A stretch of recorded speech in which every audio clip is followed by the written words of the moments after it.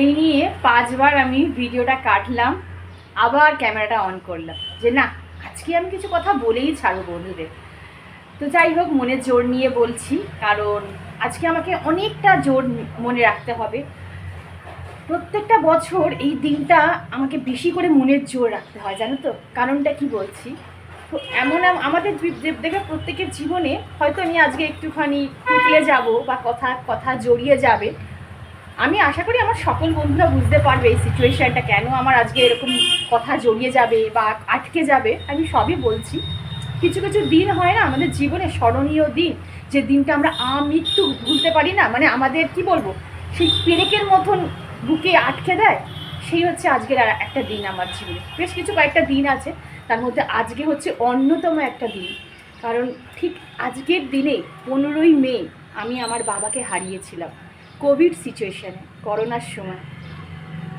এতগুলো বছর, এতগুলো দিন পেরিয়ে গেছে, কিন্তু বিশ্বাস করো আমার একটা দিনও অনুভব হয়নি যে বাবা আমার কাছে নেই বা বাবা আর ফিরবে না। প্রত্যেকটা দিন আমি মনে করি, প্রত্যেকটা দিন সকালে উঠে আমি মনে করি যে আমার বাবা বেঁচে আছে, কোথাও না কোথাও আছে। আমি এখনো পর্যন্ত আমার বাবার গলায় কোনো দিনও মালা, ধূপ, দীপ কিচ্ছু জ্বালাইনি। কারণ কি জানো তো, কোনো ফটোর গলায় যখন মালা, তার সামনে যখন ধূপ দিয়া জ্বালানো হয়, তখন মনে হয় সেই ব্যক্তিটা মৃত। কারণ যখন মৃত ব্যক্তি তখনই আমরা তার গলায় মালা দিই। কিন্তু হয়তো তোমরা আমাকে সেলফিশ ভাববে, স্বার্থপর ভাববে, বাজে মেয়ে ভাববে, বাট আমি কোনো দিনও আমার বাবার গলায় মালা দিইনি। যখন বাবার কাজ করেছিলাম তখন অন্যদিকে তাকিয়ে বাবার গলায় মালা দিয়েছিলাম। ইভেন আমি যখন বাড়িতে যাই, বছরে হয়তো একবার কি দুবার, কয়েক ঘন্টার জন্য বাড়িতে যাই, তোমরা জানো বাড়ি যাওয়া বন্ধ করে দিয়েছি, কারণ আমি জানি আমার ওই বাড়িতে আমার বাবা রয়েছেন, ঠিক আছে। কিন্তু যখন গিয়ে দেখি আমার ঘরগুলো পুরো ফাঁকা খাকা করছে, তখন বুকটা ধরাস ধরাস করে ওঠে, ওই জন্য আমি যাওয়া বন্ধ করে দিয়েছি। তো যাই হোক, তো আমি কোনোদিনও আমার বাবার গলায় মালা দিইনি, ধূপ দীপ কিচ্ছু জ্বালাইনি, কোনোদিনও দিইনি। কারণ আমি সবসময় মনে রেখেছি আমার বাবা আছেন, আমার বাবা পৃথিবীতে আছেন। প্রতিটা পদক্ষেপে আমি আমার বাবাকে ফিল করি। এতগুলো বছর, এতগুলো দিন কেটে গেছে, কোনোদিনও মানে সবসময় মনে হয় আমার বাবা বোধহয় আশেপাশে রয়েছে। পুরো সব স্মৃতিগুলো, সব বাবা যা যা করতো, বাবার সাথে যা কথোপকথন ছিল, বাবার আচার আচরণ পুরো না চোখের সামনে আমার পুরো ভাসছে। মানে কোন ডেটে কি হয়েছে যদি তোমরা এখন বলো, আমি সব লিখে দিতে পারি, একটুও ভুলিনি। আর সত্যি কথা এগুলো ভোলার নয়। তো যাই হোক, এই হচ্ছে ব্যাপার। তো বাবাকে আমি আমার মধ্যে রেখে দিয়েছি বলে, যে আমার জীবিত রেখে দিয়েছি বলে আমি আজ পর্যন্ত বাবার গলায় মালা দিতে পারলাম না। জানি না কোনোদিনও দিতে পারবো কি না। তো এই হচ্ছে বাবা। আমার বাবার খুব অল্প বয়সে যদি চলে গেছে, তো সেটা আমরা কেউ মানতে পারিনি। একদম সাডেনলি চলে গেছে, একদম সাডেনলি, মানে হাঁটতে হাঁটতে চলে গেছে বাবা। তো যাই হোক, আজকে আমার খুব স্ট্রং থাকতে হবে, বিশেষ করে আমার মায়ের জন্য। জানো তো, আমার বাবা যখন মারা গেলেন, আমি যখন শুনলাম, আমরা কেউ হাউমাউ করে কাঁদতে পারিনি। সেই সিচুয়েশানটা আমাদের ওপর দিয়ে যে কী গেছে, যারা সেই সময়টা ফেস করেছে, যারা তার প্রিয় মানুষকে সেই সময়টা হারিয়েছে, তারা একমাত্র বলতে পারবে যে সেই সিচুয়েশানটা তার পরিবারের ওপর দিয়ে কী গেছে। আমরাও সব পজিটিভ ছিলাম, কাঁদলে বুকে কষ্ট হতো, যেহেতু একটা প্রবলেম ছিল, কাঁদতে পারছিলাম না, কাঁদলেই বুকে কষ্ট হচ্ছিল। মানে কি প্যাথেটিক গেছে বন্ধুরা। প্রত্যেকটা দিন ঈশ্বরের কাছে বসে শুধু একটাই কামনা করি, ঈশ্বর এরকম কোনো দিন যেন কোনো মানুষকে, ইভেন আমার অতি বড় শত্রুকেও যেন না দেখতে হয়, এইরকম দিন। তো যাই হোক, বলবো মানে, তাই ভেবেছিলাম যে কোনো ভিডিও করবো না, কিন্তু ভাবলাম না, যদি আমি ভিডিও না করে চুপচাপ এক জায়গায় বসে থাকি, তাহলে আমার মন আরও বেশি ভারক্রান্ত হবে, আরও মন খারাপ হবে। আর মন এমন একটা জিনিস না, তুমি যত মনকে প্রশ্রয় দেবে, তত মন কিন্তু মাথায় উঠে বসে থাকবে। ওই জন্য না, আমি প্রশ্রয় দেবো না। আমাকে তো চলতে হবে, আমাকে তো থাকতে হবে, আমাকে সংসার করতে হবে, কিছু করার নেই। আমার পরিবার আছে, আমার মাকে দেখতে হবে, আমার মাকে ভালো রাখতে হবে। আমি যদি চুপচাপ বসে এক জায়গায় কাঁদি, তাহলে আমার মা আরও ভেঙে পড়বে। তো এই হচ্ছে ব্যাপার। যাই হোক, আজকে অনেকটা কথা বলে নিলাম। আর কিছু কথা আছে যেগুলো তোমাদের কাজের মাধ্যমেই বলবো। সব কথা তো মুখে এরকম অন ক্যামেরায় বলা যায় না। তো যখন ভয়েস ওভার দেবো, তখন তোমাদের সাথে অনেক কিছুই শেয়ার করবো, যেটুকু বলার সেটুকু করবো। কারণ আমি আমার পার্সোনাল লাইফ কখনোই আমার কাজের লাইফের সাথে এক করি না। যেটুকু দরকার আমি সেইটুকুই ক্যামেরা অন করে দেখাই, আর সব কিছু কিন্তু দেখাইও না বা বলিও না। আমার জীবনের মানে বলো যে চড়াই উতরাই, যে স্ট্রাগেল, আমি যে কতটা কী ফেস করেছি লাইফে, আমি না, প্রত্যেকটা মানুষই ফেস করে, সেটা আমি কখনোই সোশ্যাল মিডিয়ায় তুলে ধরবো না বা বলবোও না। তো এই হচ্ছে ব্যাপার। কারণ আমি এই ব্লগিং শুরু করেছি আমার আনন্দটুকু ভোগ করা, মানে তোমাদের সাথে ভাগ করে নেওয়ার জন্য। প্রত্যেকেরই তো লাইফে স্ট্রাগেল আছে, দুঃখ আছে, কষ্ট আছে। তার উপর আমি আমার স্ট্রাগেল দুঃখ যদি তোমাদের বলি তাহলে তোমাদের তো আরও ভারক্রান্ত করে দেবো, তাই না বলো? তো চলো, আর বকবক করলে হবে না। হাজব্যান্ড ওখানে বাজার নিয়ে চলে এসেছে, কী কী বাজার এনেছে আগে দেখি, তারপর তোমাদের সাথে কথা বলি। চলো।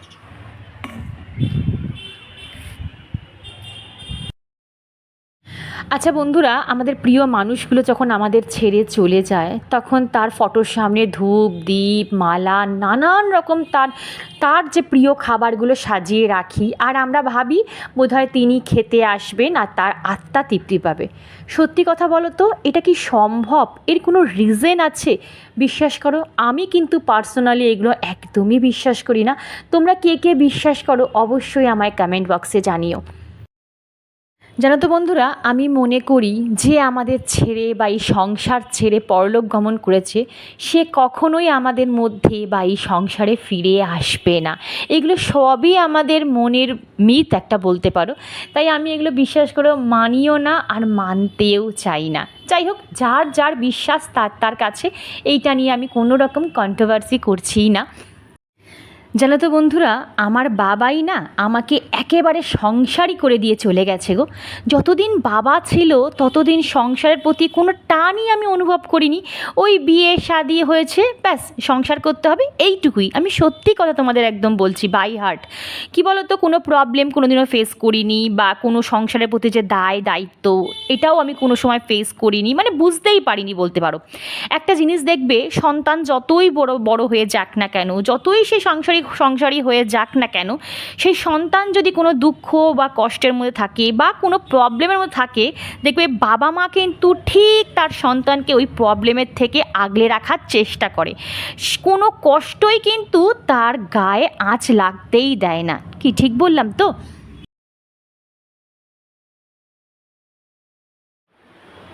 মাছ বিকেলে করে ঘুরতে যাবে? কোথায় যাবে বলো? নাইনটানে কি কিনবে? নাইনটানে সেটা আমাদের কোথায় জায়গা? একটা মন্দির আছে ম্যান্টনের পাশে, মাম্পা পড়তে যেত, রাধাকৃষ্ণের মন্দির আছে, খুব সুন্দর আরতি ফারতি হয়। বেশ এমন একটা জায়গা যেখানে আরতি হয়। আর আমাদের সিদ্ধেশ্বরী মন্দিরে যে আরতিটা হয় সেটা কত রাতে আরতি হয় জানো? যখন আমি আর দিদি আসছিলাম, কটার সময় ফিরলাম? 8:30 পর। সব জায়গায় 8:30 পরে আরতিটা হয়, কিন্তু সন্ধ্যা হলে তখন ওই আরতিটা যে খুব ভালো লাগে, পুরো সাদা হয়ে যায় মা একদম।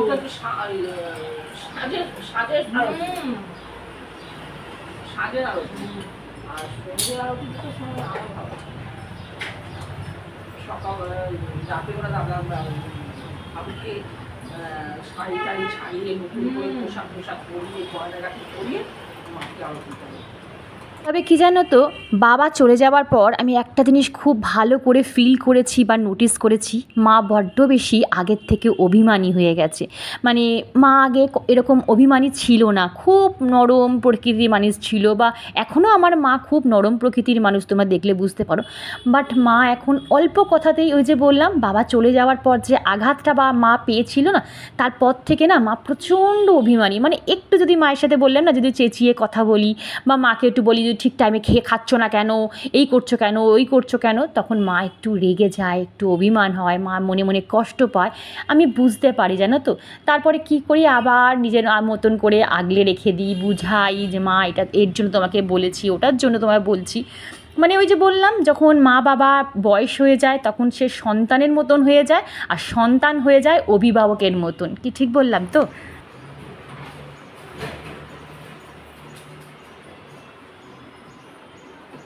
বাবা যখন বেঁচে ছিল, আমাদের মধ্যে ছিল, আমি তখন যদি কোনো ধরো, তখন তোমার বিয়ে হয়ে গেছিলো, তো বা আমি যদি কোনো প্রবলেমে ধরো পড়েছি বা কোনো দুঃখ কষ্ট পেয়েছি বা কোনো সাংসারিক অশান্তি, বুঝতেই পারো, যদি কোনো ফিল করি, ওই বাবার কাছে চলে যেতাম, কান্নাকাটি হয়তো করতাম। তো বাবা মা দুজনেই সুন্দর করে বোঝাতো। আমার যদি কোনো ভুল ত্রুটি বা দোষ থাকতো, সেটাও বাবা বাছা করে মাথায় হাত দিয়ে সেটা বুঝিয়ে বলতো, যেটা তোমার ভুল, তোমাকে সংশোধন করতে হবে। এইরকম বোঝানো একমাত্র মা বাবারাই পারে। তুমি অন্যায় করলে সুন্দরভাবে বুঝিয়ে সঠিক ডিরেকশানটা একমাত্র কিন্তু মা বাবাই দেবে। আর পৃথিবীর কোনো কারোর কাছ থেকে এই সুন্দর ডিরেকশানটা কিন্তু পাবে না। একটা কথা আছে জানো তো, তুমি জীবনে যত স্ট্রাগল করবে, যত দুঃখ পাবে, যত কষ্ট পাবে, তত তুমি মানুষ চিনতে পারবে, যত তুমি পরিস্থিতি চিনতে পারবে, ভালো মন্দ সব অভিজ্ঞতা তোমার মধ্যে আসবে, তুমি আরও বেশি ম্যাচুরিটি হয়ে উঠবে। তুমি দেখবে জিনিসটা, প্রত্যেকটা জিনিস থেকে কিন্তু আমরা কোনো না কোনো অভিজ্ঞতা গ্যাদার করি। আজকে আমার বাবাকে হারিয়ে আমি অনেক বেশি সংসারী হয়ে উঠেছি। আগে যেটা শিখিভাগও ছিলাম না, সংসারের প্রতি টান বেড়েছে, সংসারের প্রতি দায়িত্ব বেড়েছে।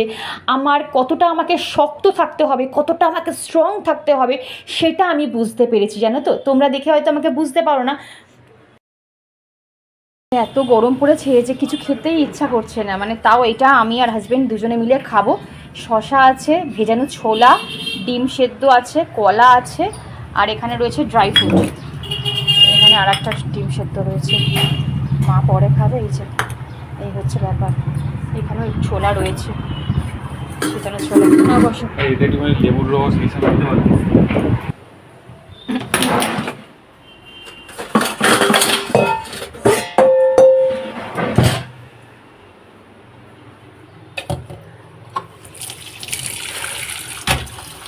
কি মাছ এনেছে দেখি। গরমে কিছু খেতেও ইচ্ছা করছে না। জ্যান্ত মাছই আনতে বলেছিলাম, জ্যান্ত মাছই এনেছে। আর এখানে একটু মাংস এনেছে, এটা মেয়ের জন্য। থাক, একটু ভেজানো থাক। আর এখানে কি বাজার এনেছে দেখি। জ্যান্ত মাছ যখন এনেছে তখন ডাঁটা দিয়ে আর ঝিঙে দিয়ে তরকারি ঝোল হবে। আর এটা কি আছে, এখানে কাঁকরোল আছে, কাঁকরোল আর উচ্ছে আছে, কাঁকরোল উচ্ছে আর গন্ধ লেবু আছে। আর এখানে বোধহয় কুমড়ো আছে, এই যে কুমড়ো সেদ্ধ আছে, কুমড়ো সেদ্ধ হবে হয়তো। এই গরমে না, কদিনে এত গরম পড়েছে, কিছু খেতেও ইচ্ছা করছে না। আর এখানে কলা এনেছে, এই যে কলা, বেশ কলাগুলো ভালো, জানো তো।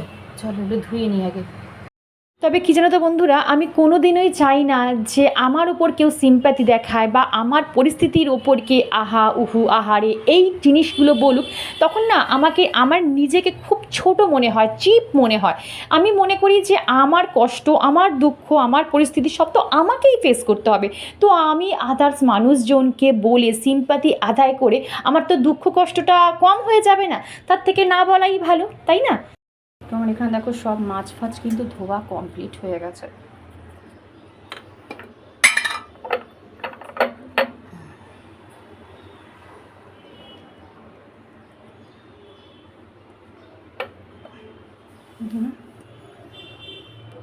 আর এইটার মধ্যে আলাদা করে তুলে রেখেছি, এটা বন্ধ করে দাও তোমার, তুলে রাখো প্লিজ।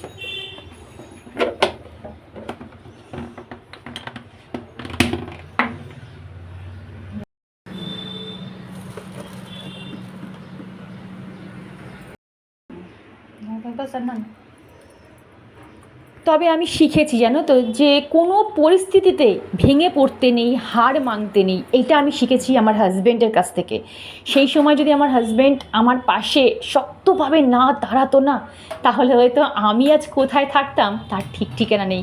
জানি না এই সংসারটা কোথায় থাকতো, তাও ঠিক ঠিকানা নেই। সেই গল্পও একদিন তোমাদের বলবো, বিশাল একটা মানে স্টোরি হয়ে যাবে।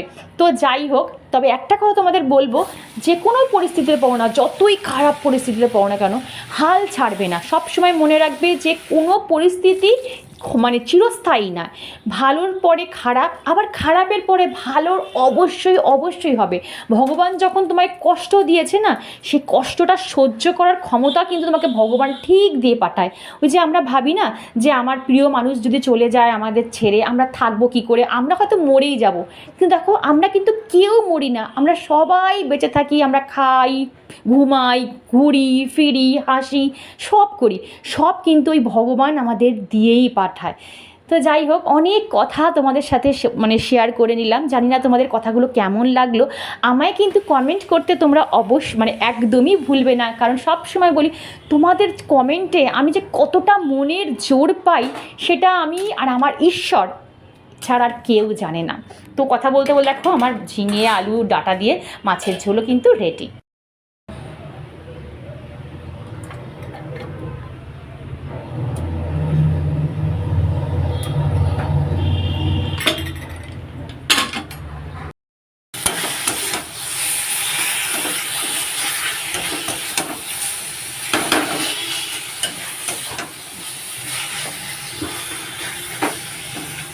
তোমরা হয়তো কেউ বুঝতেই পারবে না যে এই মাংসটা মানে মুরগির মাংসটা আমি রান্না করেছি, এর মধ্যে কিন্তু সবজি দেওয়া আছে, কিন্তু খেলে কেউ বুঝতেই পারবে না যে এর মধ্যে সবজি দেওয়া রয়েছে। তোমরা দেখো, কারণ তোমরা জানো যে আমার মেয়ে কিন্তু কোনো রকম সবজি খেতে চায় না, তো আমাকে কিন্তু এই রকমভাবেই সবজি দিয়ে মাছ মাংস পনির যেটাই করি এইভাবেই রান্না করি। আর তোমরা কেউ দেখে বুঝবে যে এর মধ্যে কোনো রকম সবজি দেওয়া আছে, আর খেলেও বুঝবে না, ও যে খেয়ে নেয় না ও বোঝেও না যে এর মধ্যে আমি সবজি অ্যাড করেছি। আমি একদিন তোমাদের সাথে রেসিপিটা শেয়ার করবো, দাঁড়াও। যাদের বাচ্চারা সবজি খেতে চায় না তাদের এইভাবে একবার রান্না করে খাইও, দেখবে চেটে পুটে খাবে আর প্রত্যেক দিন খাবে। তো রান্না বান্না মোটামুটি কমপ্লিট, আর এই তো ভাতেও দিয়ে একটু,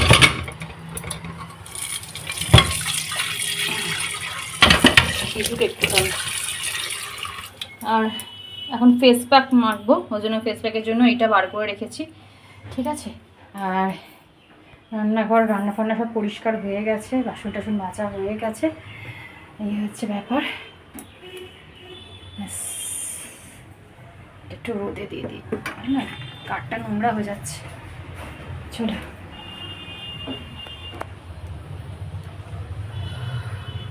কি রোদ দেখো আজকে, বাপরে বাপ।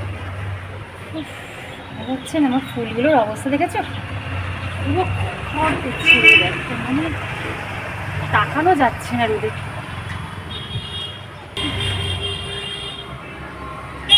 কি রোদ বলো, ঘরে আমি টিকতে পারছি না। আর আমার মেয়ে কত দূর পড়তে গেছে জানো, এখন ঘড়িতে বাজে 1:05, ও এখনও পড়ে আসেনি। 1টায় স্যার ছুটি দেবে, তারপরে আস্তে আস্তে 1:15-20 তো বাজবেই বাজে। সেই মেন রোড ক্রস করে গেছে, ওর বাবাই নিয়ে আসবে বাইকে করে। আমি একটা সাদা মানে সাদা একটা ওড়না দিয়ে দিচ্ছি, পুরো কটনের সাদা ওড়নাই বলেছি, আসার সময় পুরো মুখ চোখ হাত ফাত পুরো ঢাকা দিয়ে আসবে, কি করে জানি না। তো যাই হোক, এই হচ্ছে ব্যাপার। তো চলো, বাপরে বাপ অনেক দেরি হয়ে গেছে,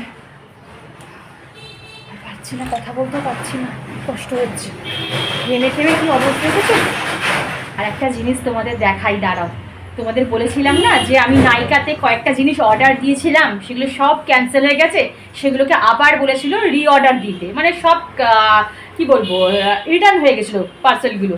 আমাকে নাকি ফোন করে পাইনি, তাই জন্য আবার রিটার্ন করে দিয়েছে যে কুরিয়ার সার্ভিসের লোকটা। তো যাই হোক, আবার আমি সেগুলোকে রিঅর্ডার দিয়েছি, ঠিক আছে। এখানটা তো সাদা সাদা লাগছে কেন কে জানে, এত তো সাদা আমি নই। তো যাই হোক, রিঅর্ডার দিয়েছি, আর এখন তো নাইকাতে 24 ঘন্টার মধ্যেই কিন্তু পার্সেল দিয়ে যাচ্ছে। তো এই দেখো আমার মোটামুটি 2টো পার্সেল এসছে, এই একটা পার্সেল এসছে আর এই একটা পার্সেল এসছে, আরও 2খানা পার্সেল আসবে। তারপরে একসাথে তোমাদের সাথে নাইকা হল শেয়ার করব, ঠিক আছে। নাইকা থেকে আমি কি কি কিনেছি সেগুলো সব শেয়ার করবো, খুব ভালো ভালো জিনিস কিনেছি। আমি কখন খুলবো শুধু আমি ভাবছি, মানে কি বলো, আর তস্য হচ্ছে না, মানে ওয়েট করতে পারছি না। কিন্তু এখন যদি খুলে ফেলি তবে তোমাদের দেখাতে পারবো না। আরও 2-3টে পার্সেল আসবে, একসাথে আসো, তারপরে সব রিওপেন করবো, ঠিক আছে। আর কে কে দেখতে চাও আমার নায়িকা হল মানে সামার হল, অবশ্যই কমেন্টে জানিও, তবেই দেখাবো, ঠিক আছে। চলো।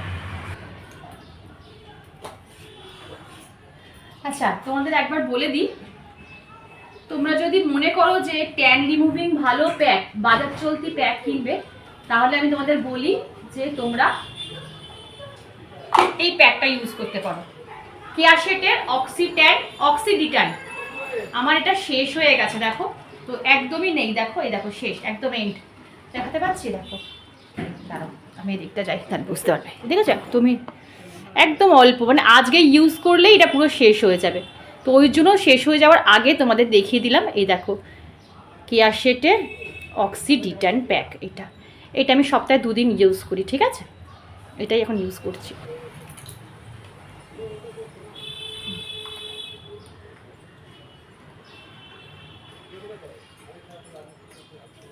আর যেটুকু আছে সেইটুকু আমি পায়ে মেখে নেবো, ঠিক আছে? একদম অল্প একটু আছে, মানে হাতের ফিটগুলো আমাদের খুব কালো হয়ে যায়, দেখবে রান্না করতে করতে না হাতের এই সাইডগুলো প্রচণ্ড কালো হয়ে যায়। তোমরা অনেকে জানতে চেয়েছিলে যে আমি লোটাসের কোন ক্রিমটা মাখি। এই দেখো, এই লোটাসের এই ক্রিমটা দেখো, এখানে লেখাই আছে রিজুভিনা, ঠিক আছে? এই যে রিজুভিনা, এখানে না উঠে গেছে, যেহেতু আমি এটা ইউজ করি। তো এই দেখো প্রোটেক্টিভ লোশন, ঠিক আছে? এর মধ্যে SPF 15ও আছে, মানে 1515ও আছে। এটা তোমরা সকালবেলাও কিন্তু ইউজ করতে পারবে, রান্না করতে যাওয়ার সময় ইউজ করতে পারবে, ঘরেও ইউজ করতে পারবে। এটা একটা মেকআপ ফিনিশ দেয়, ঠিক আছে? তোমরা নাইকা, পার্পেলে, এমনি অফলাইনও পেয়ে যাবে, যে কোনো দোকানে বলবে লোটাস প্রফেশনাল রিজুভিনাটা দিন। এই যে আমার এটা উঠে গেছে, জানো তো? এই হচ্ছে ব্যাপারটা, ব্লার হয়ে যাচ্ছে, আমি ঠিক ফোকাস করতে পারছি না। এই দেখো, বুঝতে পেরেছো? এই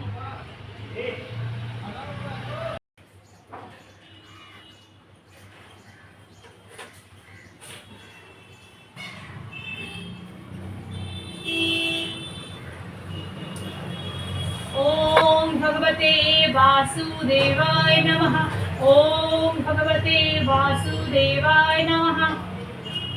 জয় শ্রীরাম, জয় শ্রীরাম। ওম নমঃ শিবায়, নমঃ শিবায়। ওম গ্লৌম গণেশায় নমঃ, ওম গ্লৌম গণেশায় নমঃ। হরে কৃষ্ণ, কৃষ্ণ কৃষ্ণ হরে হরে, রাম রাম রাম হরে।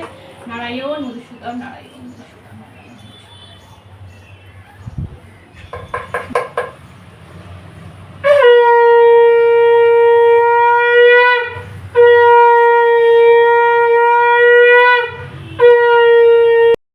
যদি ভিডিওটা ভালো লাগে বা আমার কোনো কথা যদি তোমাদের মন ছুঁয়ে যায়, তাহলে চ্যানেলটা সাবস্ক্রাইব করে আমার পাশে থাকতে পারো। আর অবশ্যই একটা লাইক করে দিও। তো চলো, দেখা হচ্ছে নেক্সট ব্লগে। ততক্ষণ সবাই খুব খুব ভালো থেকো। টাটা।